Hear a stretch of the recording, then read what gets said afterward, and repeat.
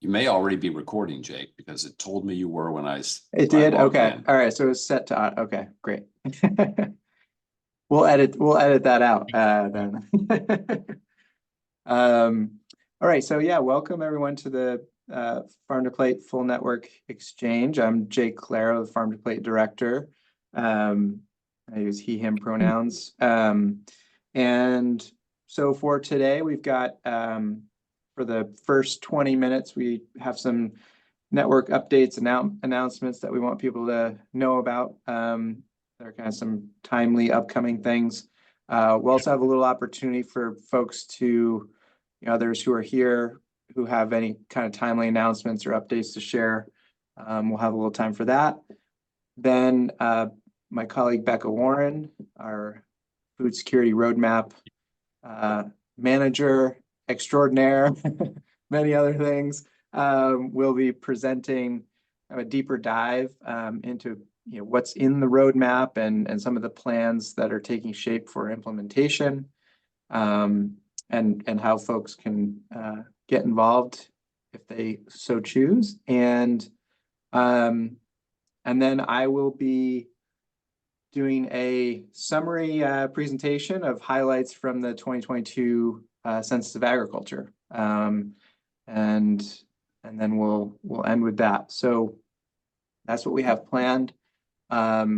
Please do use the chat to post questions or resources as conversations are happening. My other colleague, Kelly Dolan, who's here, will be tracking that and monitoring things. And for questions, also just use the raise hand function. That's usually best to sort things out and facilitate question and answering.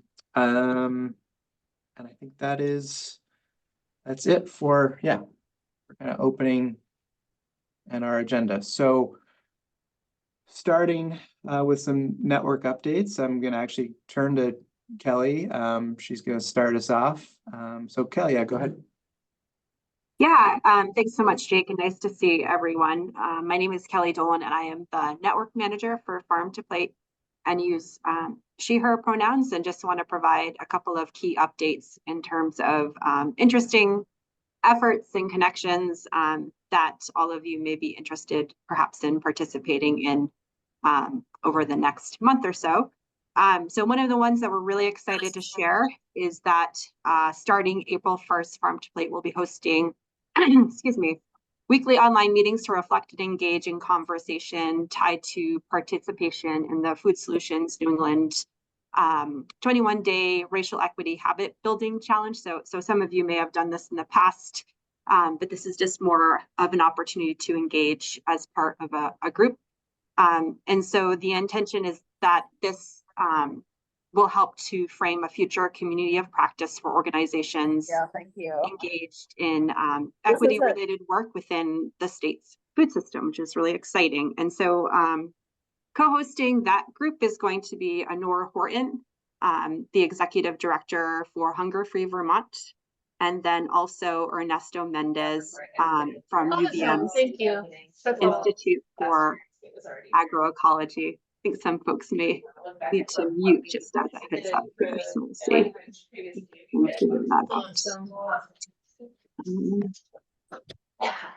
Great. So, and I'll put some information in terms of how to register for that group in the chat. Again, it's going to be drop-in meetings. They'll be hosted once a week on rotating Mondays and Tuesdays starting at noon. So we're really looking forward to hopefully seeing many of you joining us there. The other opportunity we just wanted to mention really quickly is that Farm to Plate's Land Access and Land Use Topic Exchange will be hosting a meeting to learn about and discuss topics tied to farmland and climate change. So this will include connections to statewide and regional efforts and plans, including New England Feeding New England, and also the current climate action plan, which is set for a new one, which is on the horizon starting in 2025. So we're going to be looking forward and just gathering ideas and thoughts on the current plan, and then looking towards 2025 considering perhaps some ideas for strategies tied to farmland for the new plan, which is really exciting.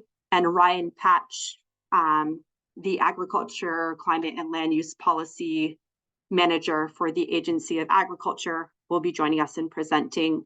And facilitating that team is Ari Rockland Miller from the Agency of Ag. So really fortunate to have them both holding that meeting for us. So really excited for that. And that will take place on April 22nd from 10 to 11:30. So, and I can put my email in the chat if you're interested in attending that meeting. I can send you details on that. And then also I'll put the registration link for the Food Solution New England Racial Equity Challenge in the chat as well. So yeah, I think that wraps it up. Thanks so much, Jake. Yeah, thanks, Kelly. And yeah, and if folks have any questions, or also don't hesitate to directly chat to Kelly with any questions or additional follow-up. So yeah, I had one other thing that I wanted to add as an update, and I'm going to put a link here as this also relates in many ways more so with the Agency of Agriculture, but I just wanted to let people know. So there's this Resilient Food System Infrastructure Program, and there's the agency link to that. So this is money, coming through USDA as part of one-time Inflation Reduction Act dollars. So there will be $3.2 million in grant funding available for food system infrastructure projects. The one sort of thing to note here is that meat and poultry related projects will not be eligible for these funds. So that's just one thing to keep in mind, that so this grant program is going to be up and running and available for folks who apply to soon. So there will be two tracks, a large infrastructure track and then an equipment only track. And all this information is on the website. So that's coming up in sort of the cycles. The infrastructure will be roughly spring, summer, sort of like RFA application timeline. And then the equipment only will be in like late summer, early fall. So something to just, let folks in your networks know about, share this information, but also VSJF as a part of the money that USDA or that the Agency of Agriculture has received. We're receiving a grant to do supply chain coordination, and as a part of that, offering technical assistance services for infrastructure planning, potentially to help some applicants, put proposals together, but also to provide them with follow-up services with business coaching and technical assistance with implementation of that infrastructure. And so we will have more information to share about sort of what those services will look like and how to apply for them, but just wanted to also flag and signal that as a part of this grant program, there will be additional support services available, and that will be available over a 3-year period, not just over the period that the grant dollars are available. So that's upcoming and just something to be on the lookout for, and definitely check out the agency website for more information on the grant dollars specifically. And so with that, I wanted to see if there might be some folks from the agency who have additional details to share on this specifically, but opening the floor for any other kind of key timely announcements that folks may have around programming or opportunities, or just kind of FYIs that you want to get out there for people on the call to know about. So I'll pause, and you can raise your hand if you've got something to share. So yeah, I'll stop there.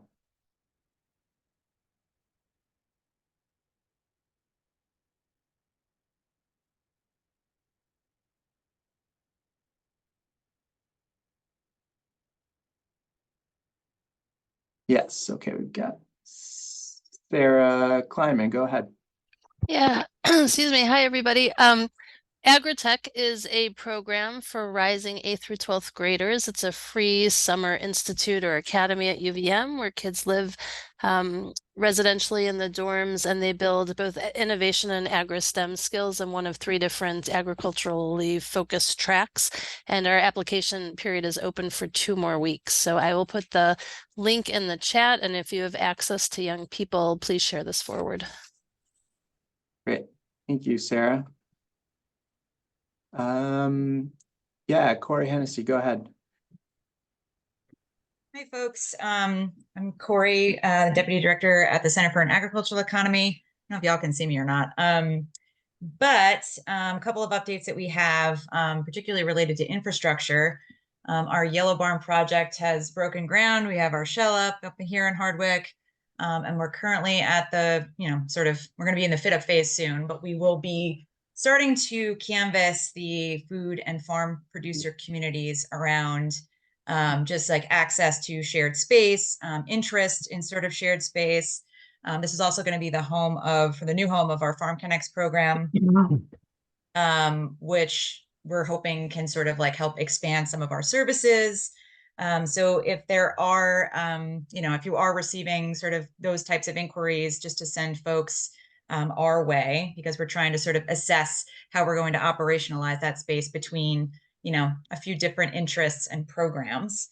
And we're hoping to operationalize this, I think, move into the space as of the new year. So we've got a little bit of a timeline there, but the more info that we have, the better. I guess the other thing that is sort of timely is that, and just to share, we're still receiving inquiries to the Vermont Farm Fund for emergency loans, still sort of residual from the flood. So farms that were impacted by the flood, either, completely wiped out or saturated soils, we still have funds available to lend out. So if there are, if you're hearing about, folks who are interested in securing, affordable capital, that would definitely be a resource for farms just to send our way. I think those are the 2 that really just hit upon that. So I will now shut off my camera.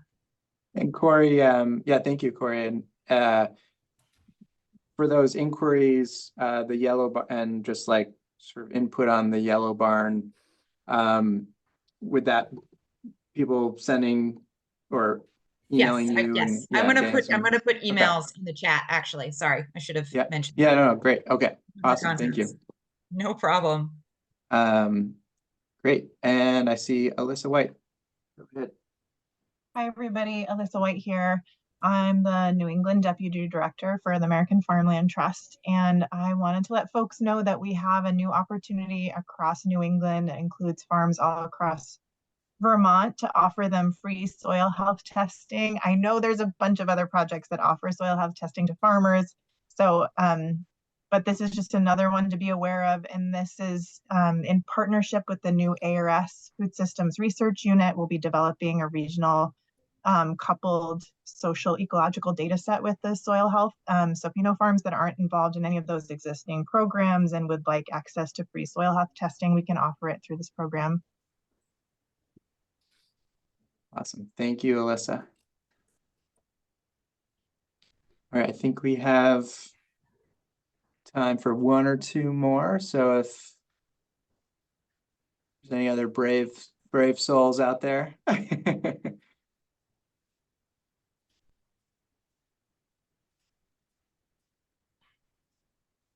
Going once, going twice.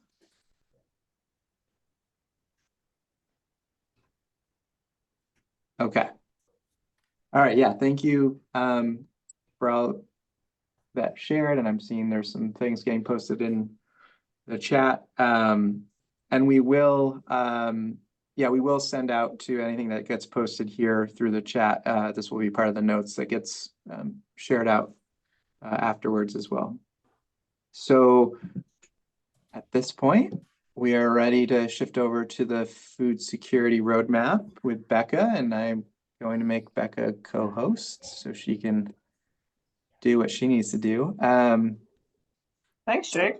Yeah, all right, go ahead, Becca, you're all set. Okay. Hi, everyone. I'm Becca. I use she, her pronouns. I try to avoid PowerPoint, so I'm just going to take a minute and orient myself because I'm, a novice. All right, what do you think? Should I share my screen first and then go to the PowerPoint?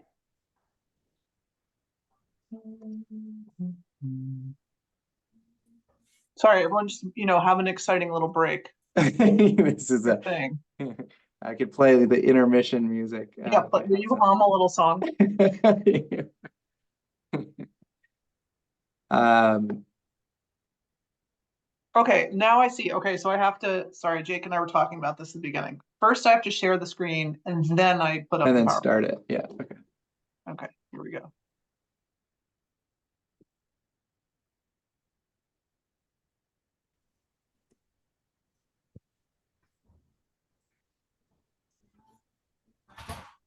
Is that working? Can someone talk me through this? Okay, here we go. Which screen are you guys seeing? The slideshow or my prompt? The presenter mode, yeah. Okay, so what do? I switch. Sorry, everybody. This is like all these years, you'd think.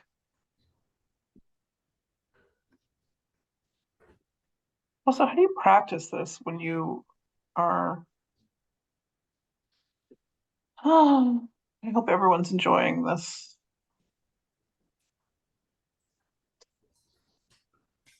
Okay, that There we looks go. good. Can Okay, hold on, but wait, there's more. see? I thought that was my cue. Alex DePhillis, everyone is, Okay, how's this? Is everyone seeing yeah, the presentation? yes. Ooh. Who's saying ooh? I think I was echoing Jake, who said, ooh, ah. It's Alex, and yes, Becca, you're good, and people are confirming Here in we the go. chat as well, yeah. All right, so I can't see the chat, so or I'm not gonna look at the chat, I just realized I can see it. Okay, thank you everyone for being with me as I force myself to learn how to use PowerPoint after all these years. I really appreciate everyone's presence with me. As Jake mentioned earlier, I'm the food security project manager with the Jobs Fund, and for the past several years, I've been the backbone support for the Vermont Farm to Plate Food Security Plan Priority Strategy Team. In January, we completed our priority strategy, which is amazing. We published the Vermont Food Security Roadmap to 2035. And the roadmap charts the path for the state of Vermont to make policy choices that will ensure food security for everyone who lives here by 2035, to ensure everyone in Vermont has the food they need every day. So today I'm going to overview the roadmap for all of us. For some of you, aspects of this presentation will be very familiar. Just looking at who is in this call, I see so many friends who have been part of this process over the past several years. So for some of you, parts of this and all of it will be familiar. This is about 30 minutes of our time together this afternoon. I'll talk about the past and the present and the future of work on the roadmap, and at the end, take questions in the chat. And just to say, one aspect of the present of the roadmap is that I'm in the middle of a statewide series of events where Lachelle Antonia Gray from Hunger Free and I are visiting each Hunger Council with a longer and in-person and analog version of this presentation. And those have been really fun. I encourage anyone to join them. They're open to everybody, not just regular Hunger Council members. And the link that I put into the chat provides a link to the digital roadmap itself and the Hunger Council events.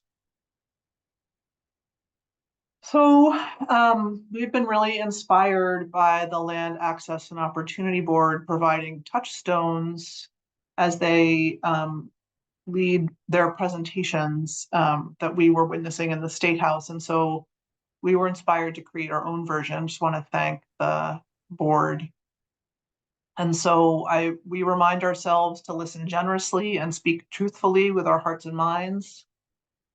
We remember to make the way we work together an example of what's possible and practice empathy, humility, respect, and love.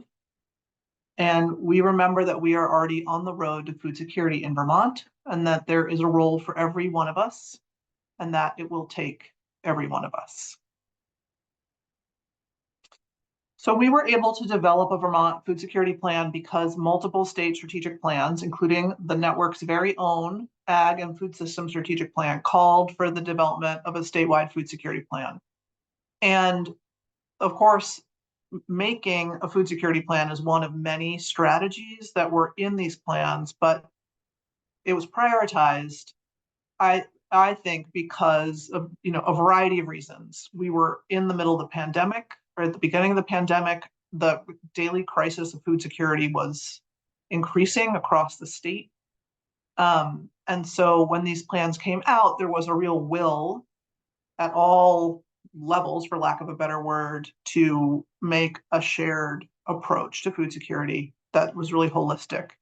And we were fortunate, as Farm to Plate, the strategy team started considering this to be a priority activity.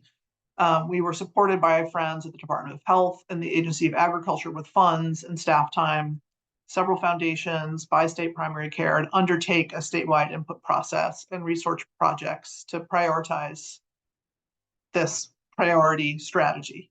So to make the roadmap, we Farm to Plate network members, which by my count represented over 120 organizations, were joined by non-members, researchers, organizations from other sectors, Vermonters contributing their personal experience with food security.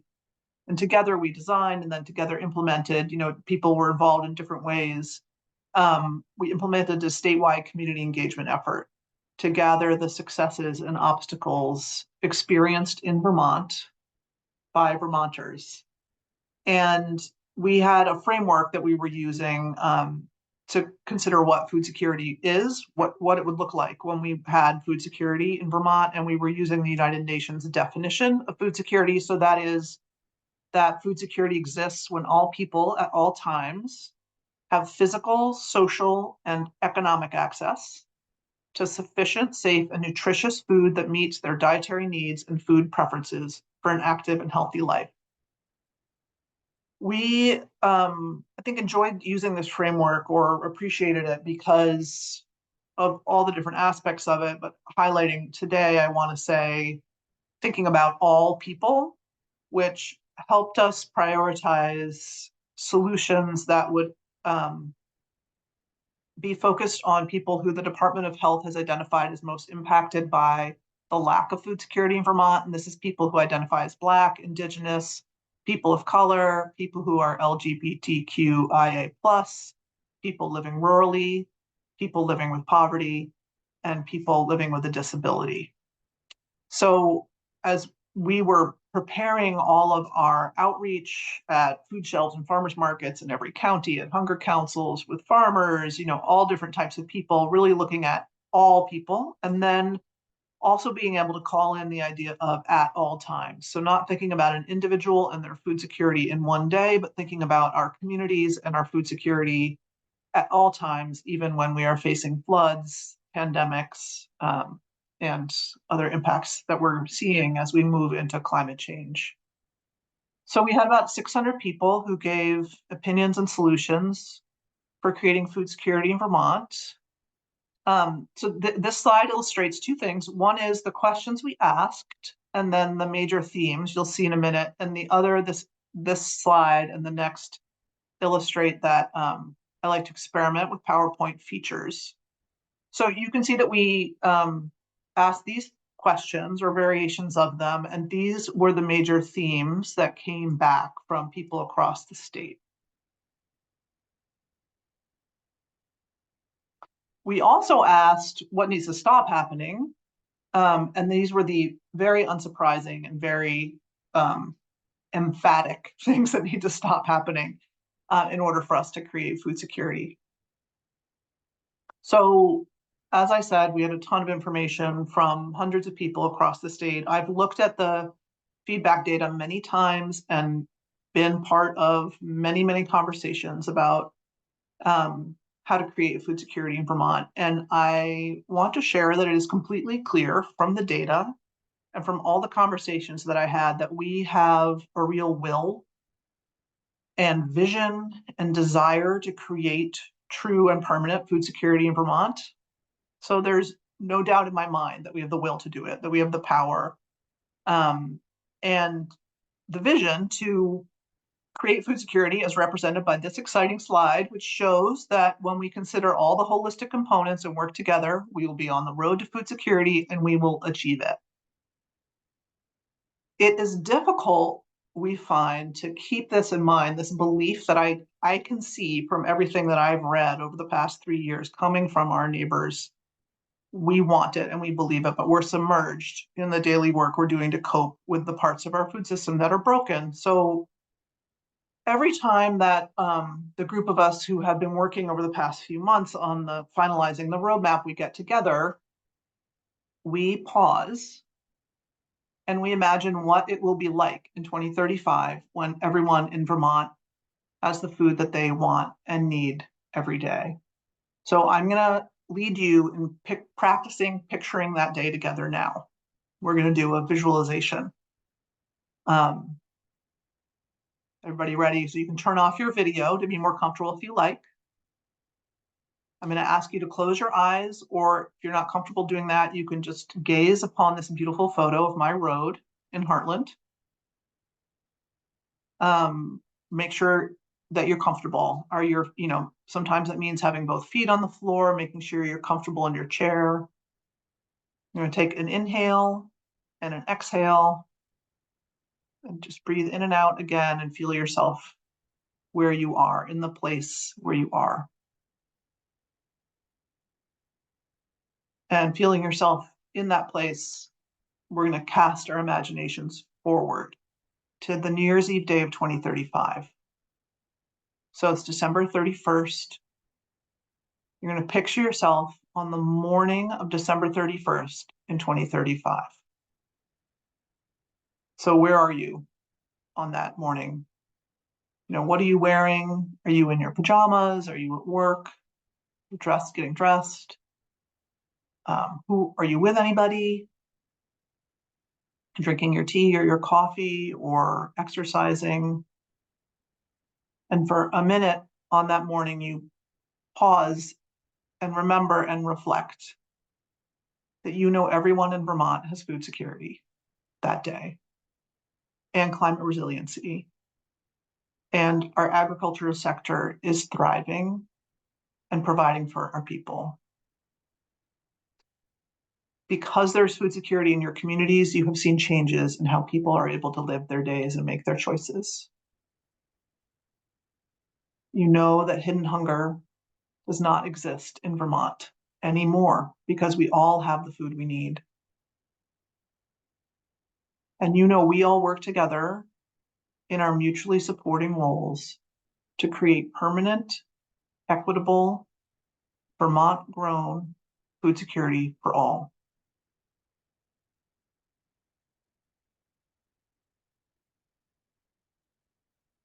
The roadmap leads us to that future New Year's Eve day. Thank you for participating in that moment. I can't see everybody. It's a little bit of a handicap.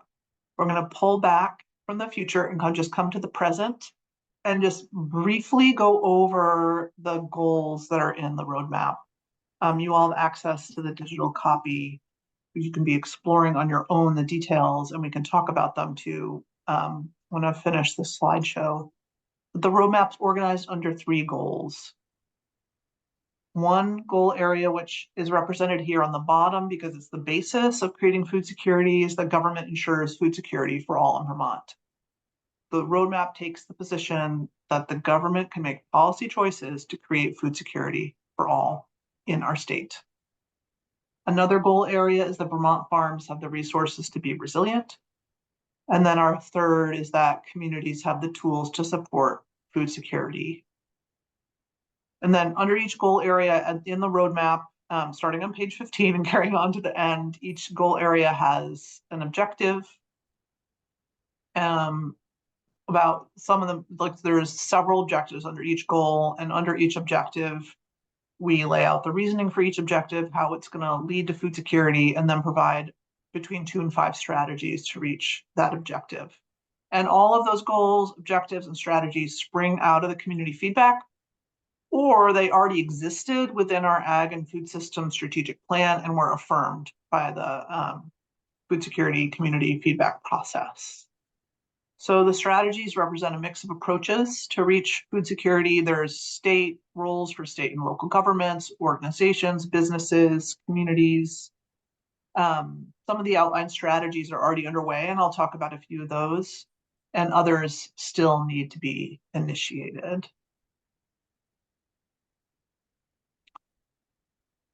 So the community input, as you may have glimpsed on the slide with the funny word balloons, there was an overwhelming call for like the next level of statewide communication and collaboration.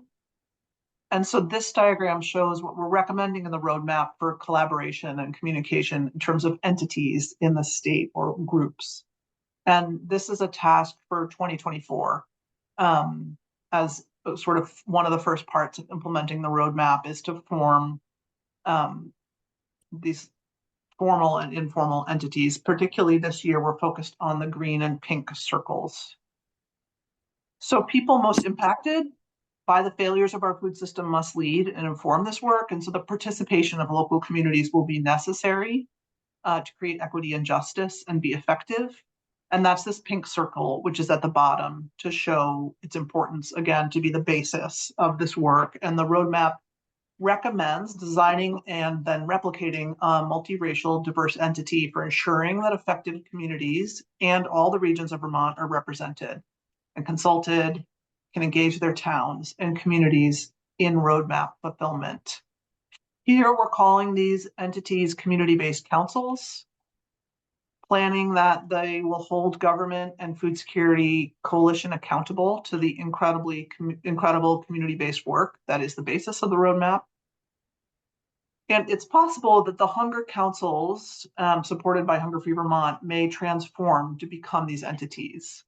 So one aspect of bringing the roadmap across the state to the 10 hunger councils in March and April is to report back on the work the council members did on creating the roadmap, to introduce the roadmap, but also to instigate conversation about would the hunger councils potentially take on a new role or an additional role over the next 12 years to be these community-based groups supporting roadmap work at a statewide level.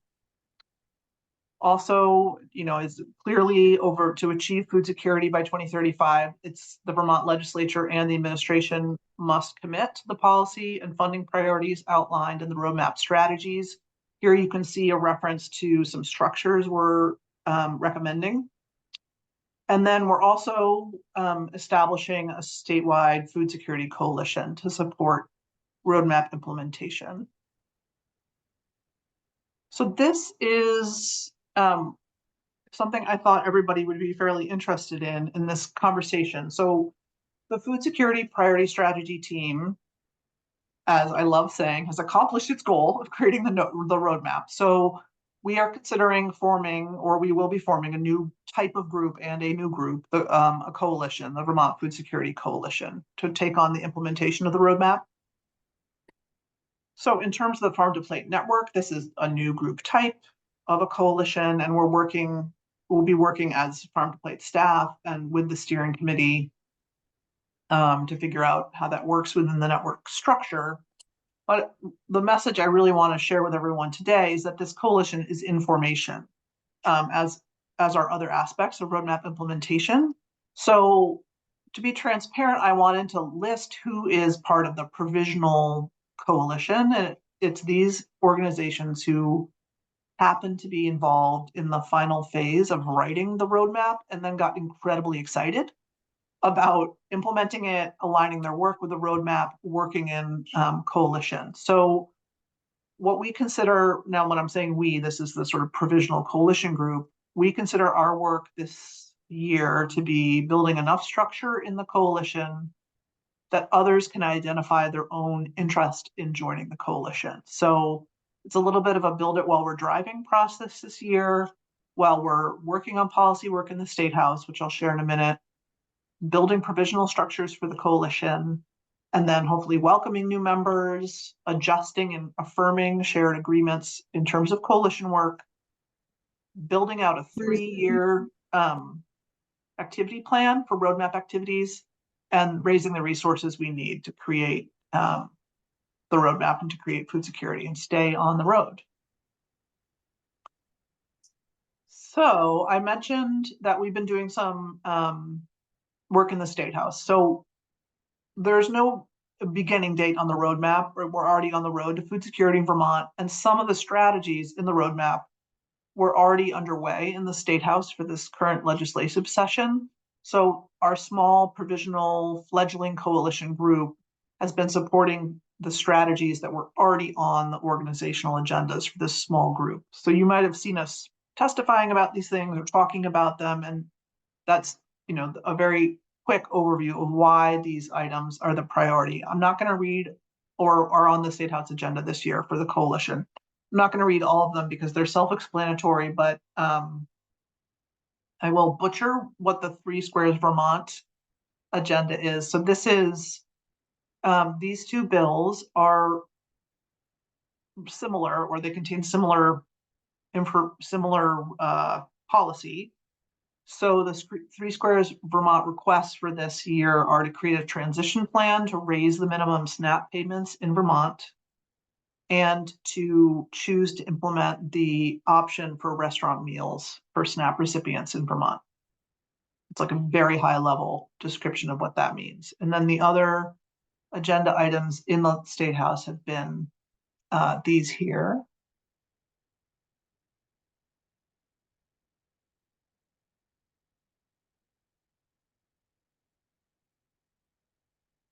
Okay, so just wrapping up on joining the roadmap caravan. This is often a question that I get, so I just wanted to cover it quickly.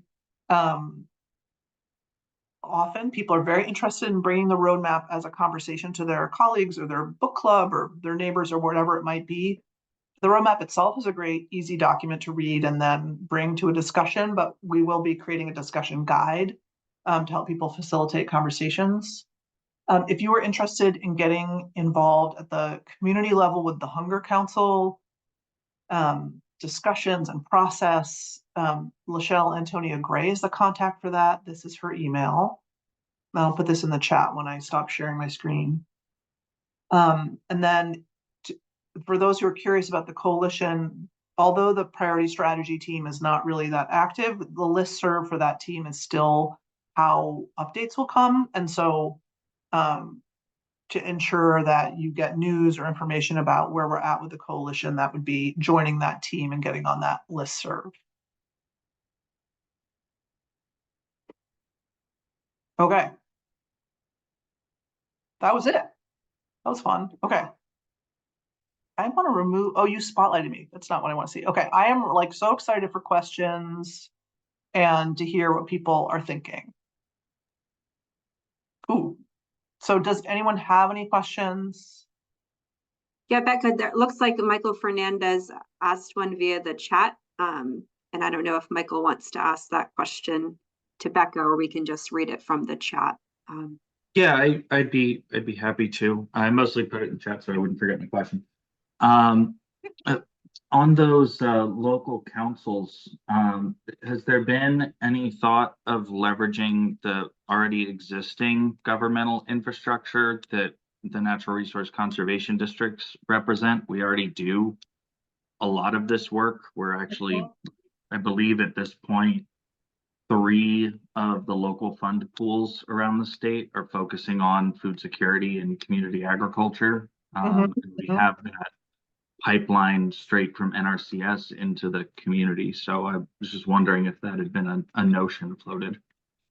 I can't speak to that, unfortunately, Michael, but I know that Lachelle would be extremely interested to talk with you about that. They're really looking very broadly at increasing participation in the Hunger Councils and how the Hunger Councils in turn can then participate in the ways that people across Vermont are already joining together on these topics, if that makes sense.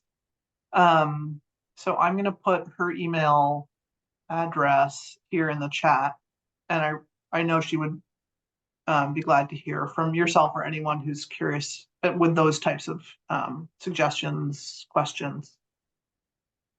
Thank you.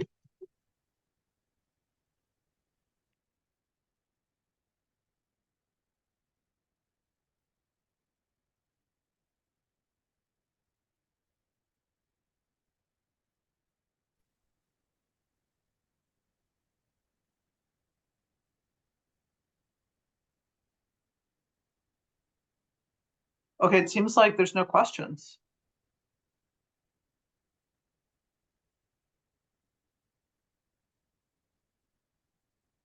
Anyone? Oh, wait, there are some hands up.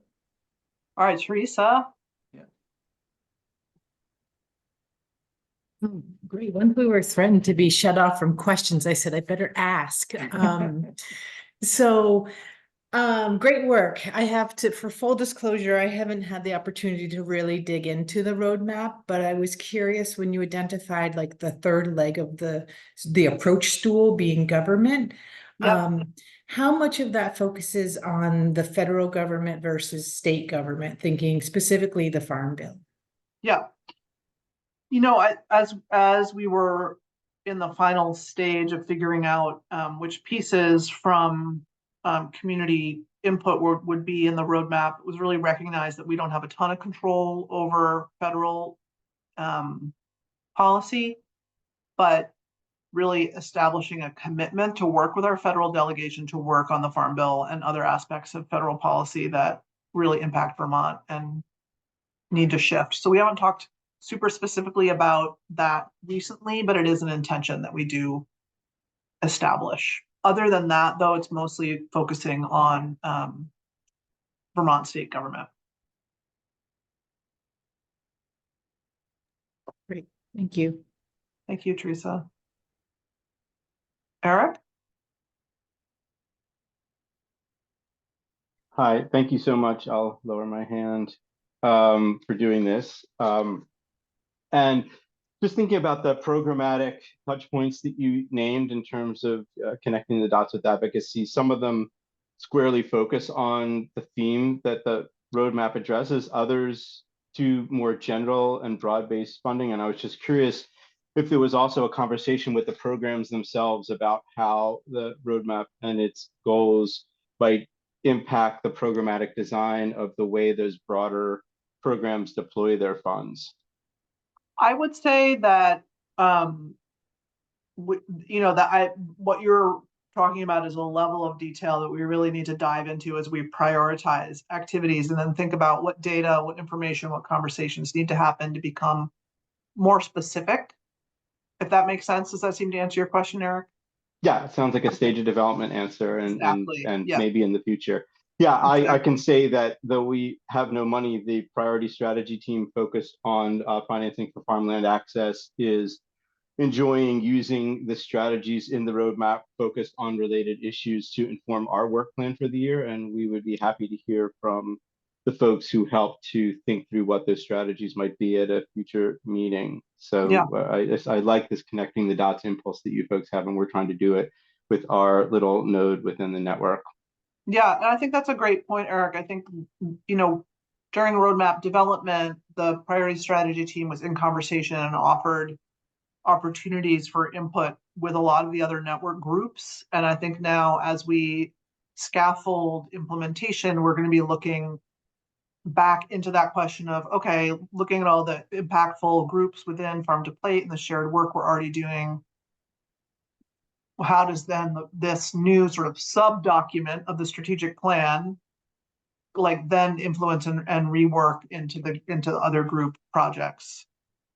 Right. So and it's great in our case because obviously we exist because of a priority strategy within the bigger 10-year plan. And then this one is helping us to focus our work plan for this year. And we can look at the synergies between the goals and strategies we've come up with over our work since the plan was released and the team was formed, and how it intersects and helps us focus based on what you folks found through your research. So we really appreciate it. That's great. Thank you for sharing that.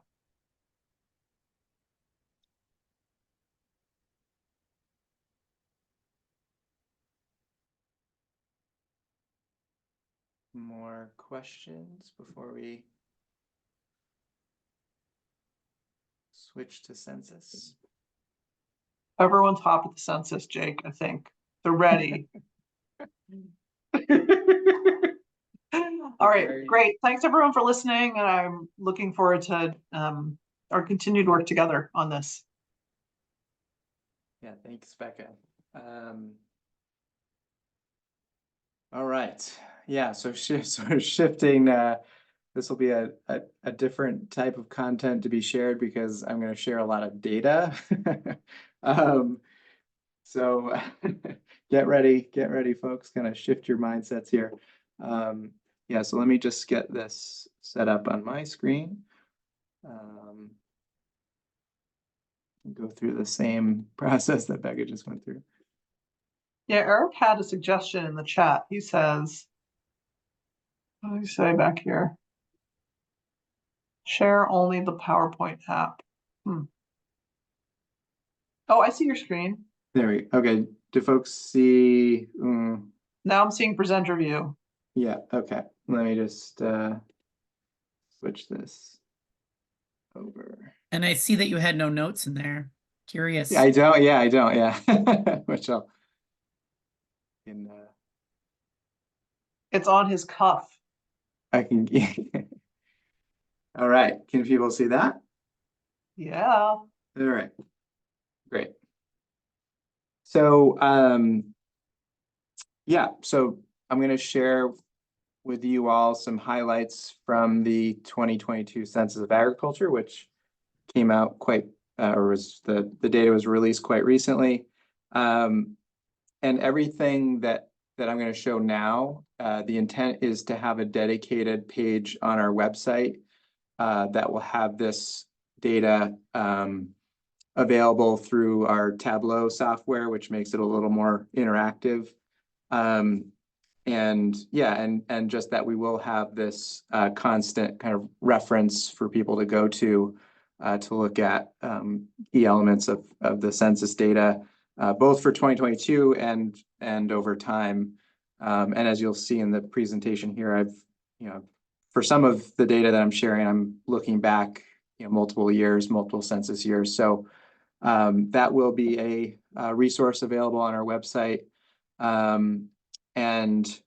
Yeah, and just because there is so much to share and get into with the census, there's going to be things that I had to trim this down and decide sort of how to narrow the focus in some ways. So if you have questions or like, does the census have this, or hey, I know it does and it's not here, share that in the chat. And yeah, just really interested to know, what kind of questions they might have that the census does actually have data that could speak to it.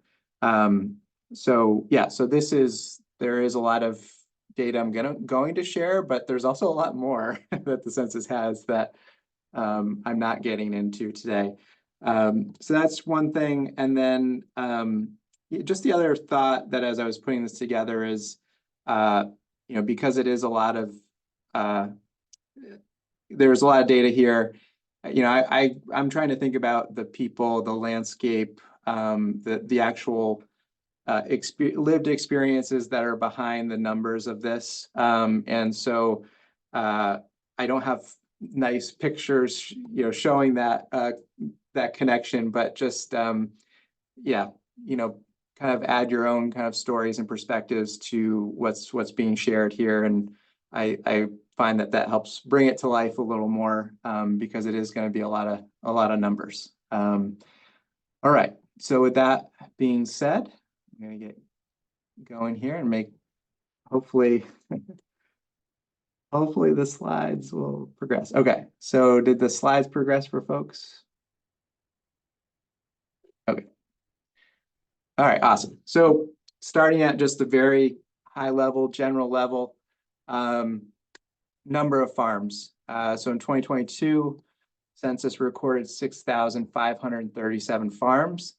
And that is a decrease from 2017, and that is a relative low point over the last 20 years. So going back to 1997, when there was 7,063 farms. So there are less farms than there were 20 years ago, according to the census. And then what kinds of farms make up that number, and those numbers over time. So I think the main thing to focus on here, because there's a lot going on, is that you clearly do see that the dairy farm numbers from 2007 to 2022 have declined considerably, which I think a lot of us, most of us, are well aware of that fact. But it is very striking to see it visually and clearly in these numbers here. So that's the second gray part of the bar graph. There's not a lot of other significant changes within the hay and other crop farming. There's some things that I'll talk about in a little bit. There are vegetable farms over time from 252 to 399. So there have been some increases in other categories, but obviously not of the same scale as the losses that have occurred in the dairy industry. I think the other one that struck me a little bit was the other animal production. So that actually does include apiaries, sort of livestock types that aren't covered in the main categories of beef, sheep and goat, poultry and eggs, and pigs. And then it also represents diversified livestock operations that may have multiple species. So there was a noticeable drop there of 901 to 739 from 2017 to 2022. Just something of note. And the other livestock category that dropped too of note is the number of beef farms from 877 to 635 over the last census period. So there's kind of the composition of the types of farms. And just the other thing to note here is that these are classified by the NAICS codes, which is a classification system used between Canada, the United States, and Mexico. We have standardized reporting and data sharing. And so this isn't necessarily the number of farms that have these, have beef animals on them, but it's that those farms, they are 50% or more of their sales are represented by that commodity type. So in this case, 635 farms, 50% or more of their sales are coming from beef. And doing it in this way too lines up then with these numbers match the total number of farms that are counted in the census. So just very basic demographic information. And I have more sort of year over year data in my spreadsheet that I could share around these figures. So I can share more, but just tried to keep this for 2022. So 59.3% of producers. So this is not only just the owner operators of the farm, but also other farm workers that are participating in farm work. So 59.3% reported identifying as male, 40.7% identified as female. I believe, and I'll double check this, but I think our numbers here for Vermont are much higher, the ratio here between female and male than nationally and even regionally. And then the other is the percent of producers identifying as white or BIPOC, and so Black, Indigenous, or people of color. And within that, I also have the specific figures broken out that go into that 2.7%. So happy to share more on that as well. But this is up by like 0.4% from the last census year for BIPOC, for those that are identifying as BIPOC. And this is, again, I'll have to double check this, but I'm pretty sure it's this ratio is below the national figures and also below the ratio for other New England states.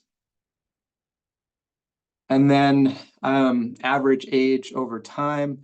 So our farming population is getting older. So 54.2 is the average age in 2007, and in this census year it was 57.7.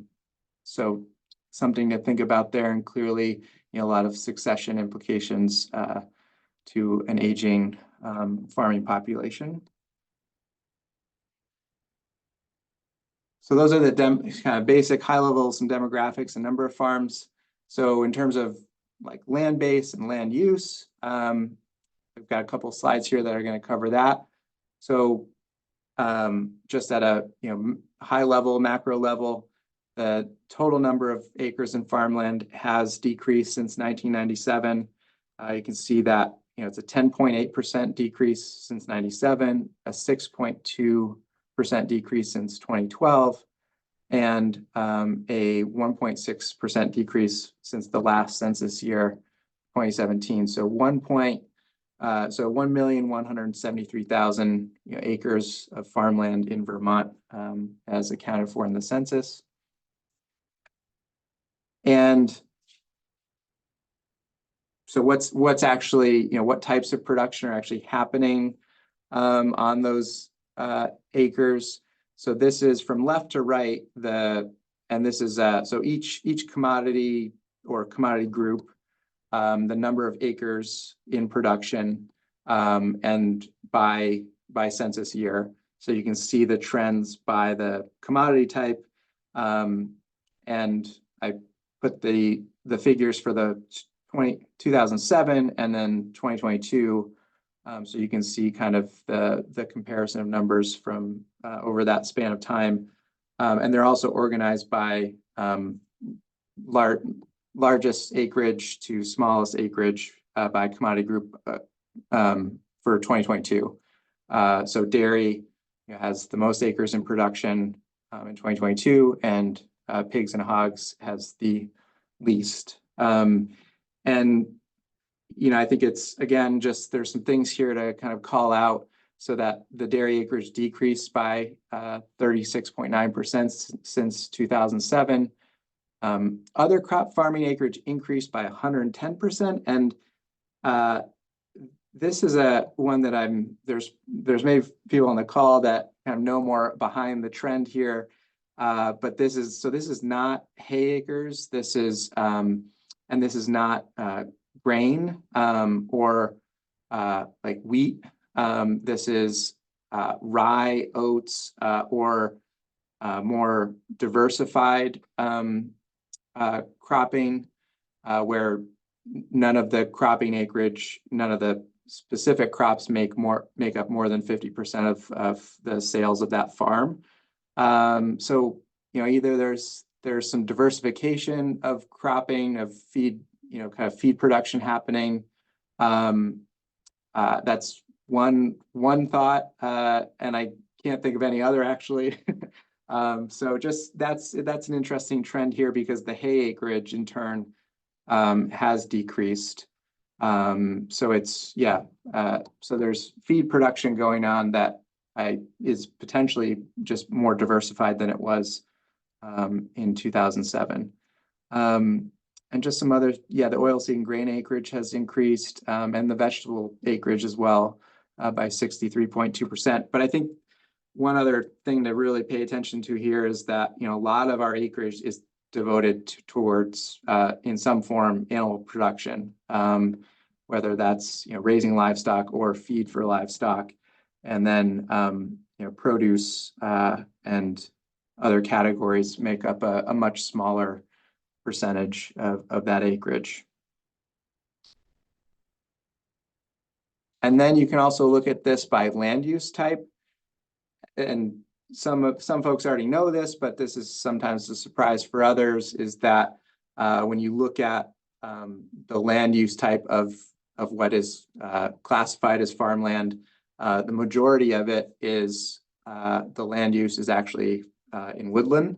And that number has increased by 19.4% since 2007. Cropland acreage has decreased since that period of time. And then the most significant decrease has been pasture. And I think there's a lot of ways in which that's tied to changes in dairy, and potentially also some of that pasture acreage could be going back into woodland with changing cropping practices, changing nature of dairy, and farms kind of transitioning their production. So, you know, and it is, I mean, it is concerning to see such a significant drop of pasture acreage over that period of time. So that is sort of the land use of our farmland. And then just another way to look at that from a percent basis is that, you know, 47% is woodland, 35% is cropland, 11% pasture, and then the rest is in farmsteads, buildings, and facilities.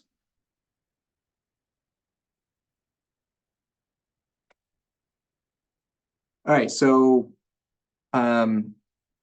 what's the economics, the value that's being generated off of that land base? So here are the value of products sold over time from 97 to 2022.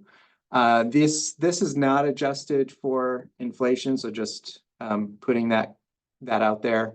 And the inflation adjustments for agriculture are a little different than just using a consumer pricing index, because each product has a different index that changes over time. And so, yeah, I didn't have time to make those inflation adjustments.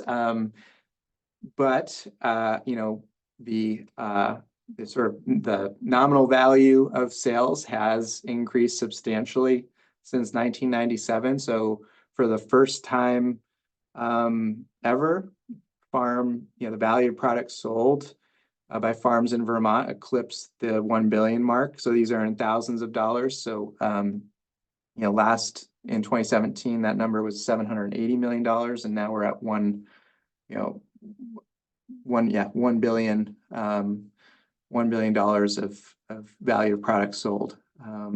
And I've got some other slides to come, but this is not just inflation driven. So even I did do a quick check, and based on the quick check, the 2017 number, adjusted to today's dollars, would be in the $900 million range. So there is a real increase beyond inflation-based drivers of increase in value of products sold. And then here is, so looking at by the commodity and commodity groups, and that orange line is as you move left to right, the percentage that those columns make up in the total sales. So just to give a point of reference, then, milk at $598 million is almost 60%, makes up almost 60% of the total sales. And so I also have this in a time series, and so I can make that available for those that are interested. But so the milk sales increased by $94.3 million from 2017 to 2022. Maple had a considerable jump of 54 million, almost doubling. And I don't know what all of the reasons are for that significant of a jump for maple.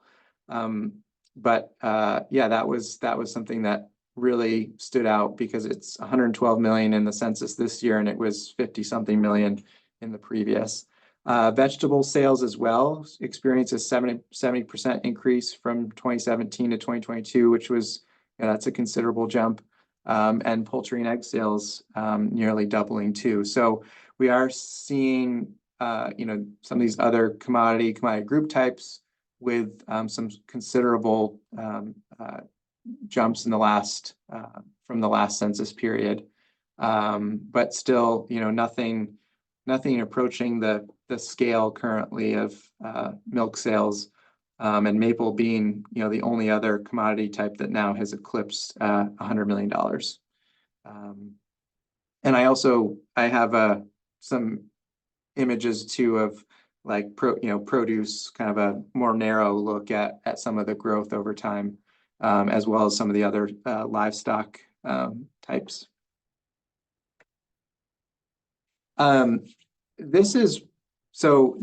There's a lot there. You could create a whole series around net income, net gains, and net losses by commodity types, by the acreage sizes of farms. You could look at those factors together within commodity groups. There's probably a project here for a student to do some regression analysis that would be interesting. But I just wanted to show here, this is so net income by value of sales, and this is what the census calls economic classes. So that's where it's one economic class is this less than 1,000, and then they have these kind of groupings of dollar values of sales going up to $1 million or more. And so the total net income of farms in 2022 was $310.6 million after accounting for expenses. And that is is the largest it's ever been, and a considerable sort of net income gain than I've seen in previous years. And I think that would be true even after inflation adjustments. So 25.9%, that's almost 1,700 farms, account for all of the positive net income shown in this graph. And on average, farms that are making less than $25,000 will on average be reporting net losses. So just have something, it's an interesting breaking point that farms with sales less than $25,000 on average would be reporting losses, and those above that amount on average are going to be reporting net gains. And then the other thing is just that you can kind of see it here too, is that 1 million or more category. So that's only like 160 something farms, which is 2.6% of all farms, accounting for 66.8% of all the positive net income that's shown in this graph. And so, just also demonstrating that, a lot of that income generation is, disproportionately distributed towards, the upper end of the economic classes that are shown here. And so, yeah, there's a lot more here to show and dive into. And I just thought that this was kind of one interesting representation of how net income shows up by these economic classes. So looking at some of the direct sales, and I'm going to say that this is part of the story. So there's some slides to come here that show that this trend is more complicated than just looking at direct sales to consumers. So, and I've had some conversations with folks about this in the lead up to doing this presentation and putting this together. So, as you can see, from 2017 to 2022, the value of food sold directly to consumers did drop. You'll also see the 2012 to 2017 number. There's a significant increase. The reason for that significant increase is that the census changed their accounting of the food sold directly to consumers, which in 2017 for the first time included value-added products. So that's the main reason driving that significant jump from 2012 to 2017. And then I think there are some COVID-based reasons that might explain some of the decline from 2017 to 2022. But you can see that the average per farm is relatively similar from 2017 to 2022. And when you're adding value-added products into the sales, you're seeing that the average per farm sales goes up considerably. So yeah, on average, a farm that's selling directly to consumers is doing $26,000 of sales per year directly to consumers. And that in total, we're almost doing farms in Vermont are almost doing $43 million in direct consumer sales. So I think this trend looks better as you start to look at some other data that's in the census. And so this is a category of direct sales that was added starting in 2017 for the first time. And so this is the first year that we've now had to compare that number to. So this is the value of food sold directly to retail markets, institutions, and food hubs. So a different type of direct transaction. It's not going necessarily direct to a consumer, but it is going direct to a market, not mediated by a wholesale distributor, although you could make the case that food hubs are wholesale distributors. But putting that aside, I think this represents really the evolution of direct sales of local products, and the different ways that producers are getting their food to markets, and trying to retain, kind of as much of the dollars that they get from buyers. So, that's the increase from 2017 to 2022 here was 86%, $46.6 million. So that's substantial. Eclipsing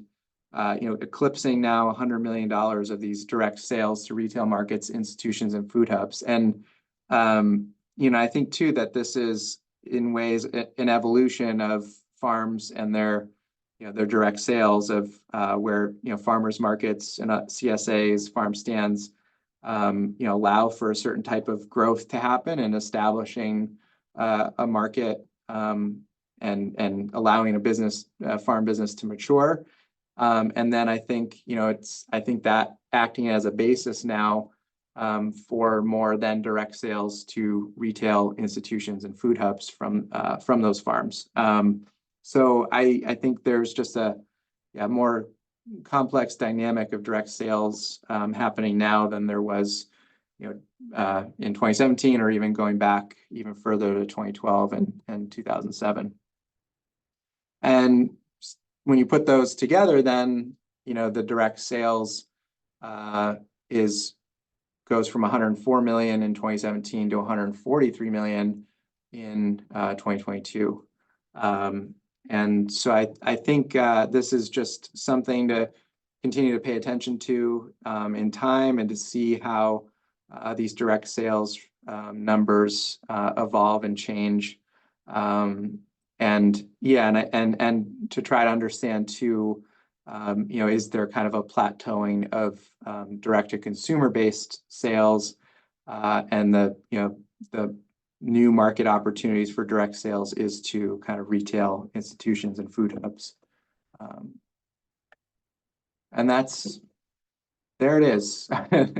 So that's sort of some highlights from the 2022 census. And again, I have a lot more even in just putting this together that I can share with folks around some of the graphics and the data behind it. So yeah, happy to answer any questions or inquiries about what else might be available in the census. Yeah, and Jake, perhaps to start us off, there were a couple of questions that were raised in the chat. So Renee, I'm not sure if you wanted to ask your question. We could start there. I see it. Okay. So the loss of pasture going to new housing development.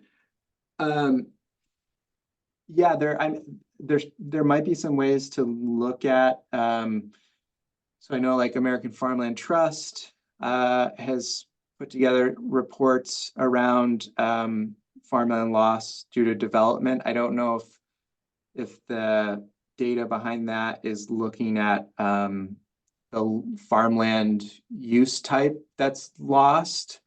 But yeah, I think there's, I don't know what it is, but I wouldn't be surprised that if there is some loss that's accounted for due to development. Yeah, thanks. But for yeah, go ahead. I'm in a Rachel. bit of a noisy environment. I got a pellet stove fan running right beside me, but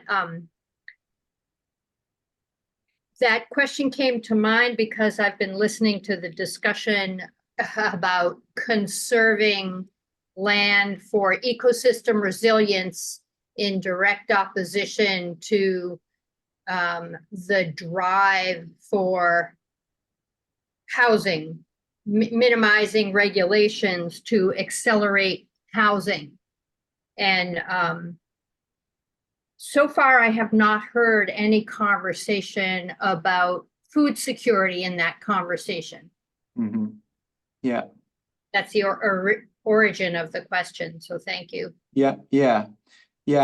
And I would also say that I mean, I do think a lot, like a significant percentage of that change is due to changes in the dairy industry, both loss of dairy farms and also less pasture utilization for feed. So I think there is a strong like dairy dynamic, I think, to some of the pasture numbers. So I don't want to like I don't want to discount that. Like that is a very real thing.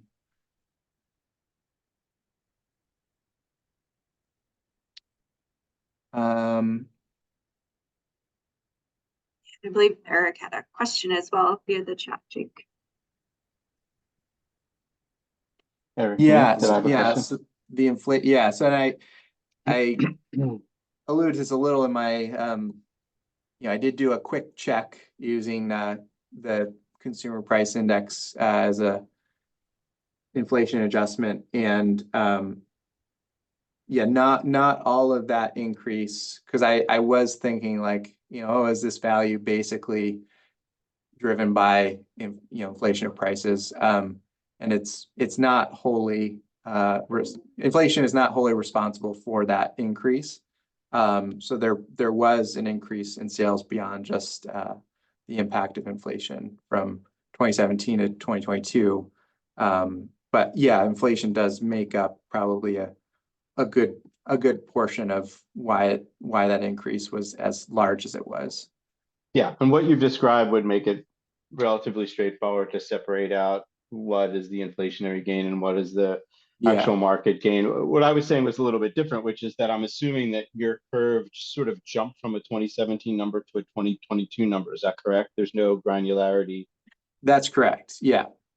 Yeah. So my point was that if there were the potential to split out like year by year or quarter by quarter going back the last 2 years, then you'd really see, because obviously a significant portion of the time between 2017 and 2022 didn't really show that inflation curve. So that was my only question. Right? That was my guess, that it was a jump, and what we see is a straight line, but that's not representative of how the inflation actually evolved. That's it. But it's a detail. We don't have to spend time on it. Yeah, definitely. And you can, there's certain commodity types that you can do more of that like annual analysis for. Yeah.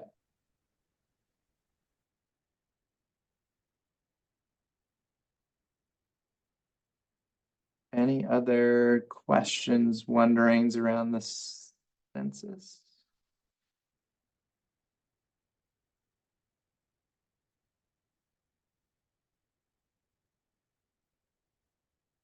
Yeah, and Michael, that's a good point as well in terms of potential losses to solar or single resident transitions. Jake, this is Abby. I was curious if you had any thoughts yet or time to think about important messaging that makes sense to attach to this updated census information. Yeah, I think I think there's the jump in maple. There's clearly some gains in like vegetables and some of the other produce categories, as well as livestock, other livestock. So I think we are seeing some real transitions happening that are starting to add up, of like value of sales, and I think actual like scale in the landscape. So that's one thing. And I think with that though is this piece around like, going from a $60 million industry to a $600 million industry is like, there's a lot that still needs to happen, for processing, for infrastructure. And so I think it just all feeds into kind of this need of, investment dollars to make like this transition happen. So that's one thing. I think I want to get deeper into some of these net gains and kind of farm viability elements, because I do think there's some trends here around like, and some potential policy questions to ask of like, that there are these clear like thresholds of profitability, and you can look at viability too from different lenses. So I don't want to like tie it just to sales, but I do think there's some elements there that I need to think more about. But just speak to, I think, like sort of a sales and scale that we need to think about for what viability can be, for a farm, and for different commodity types as well. So those are a couple of things. And I think just the other one too, that this census brought up for me, is like, I think the decrease in the numbers of like farms or even land, where we saw like a spike in 2012, was like the spike in 2012 was a big, the big local food like resurgence. And then I think a lot of what we've seen since then is both dairy, things happening in the dairy industry, but also I think some attrition happening in like, people who got involved with maybe like small scale agriculture that have now exited. And so I think we're starting to see some like equilibrium established around what was like happening in those trends together now, like I think setting more of a baseline of expectation, both now and the next couple of census years that I think we'll see. So those are just, those aren't talking points. Those are just some things that are like starting to be more clear, I think, as we look at some of the trends.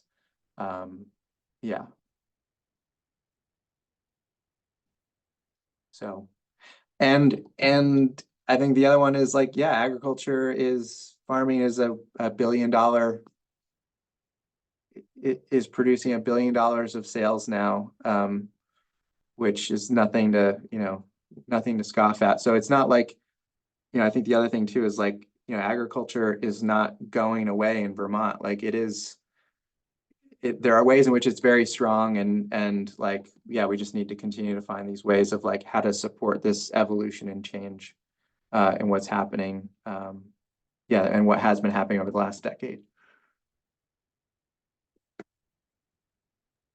Thanks. And also, just last thing too, there's things here that are like make me so like all the work that all of you are doing is, I really believe, is showing up. Like, I mean, it's just to see like some of the direct sales stuff, and thinking about people who've been doing like farm to institution work, and like those things have really taken hold, and there's a direct I think relationship here of like farms have increased their sales to those types of markets, and that's great.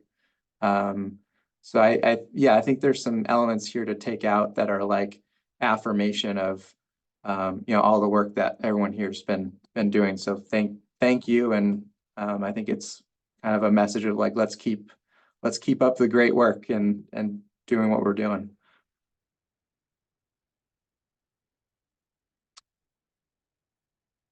And that's it.